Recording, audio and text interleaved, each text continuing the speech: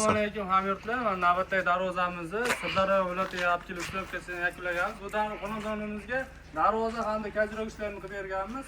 Ko'rishingiz mumkin.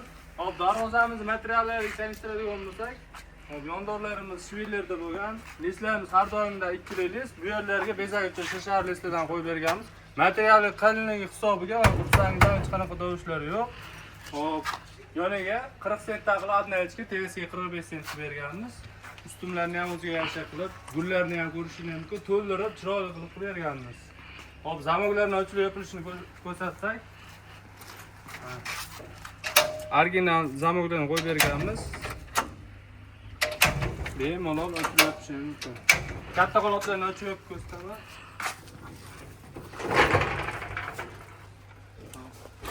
Darvozamiz uruvenga o'rnagan. Qaysi qanotni taqib qo'ysangiz, mana shu yerda qotadi.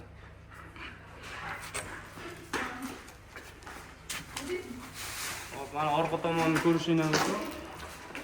Ikki qavatli varianti shu holatda bo'ladi. Bemalol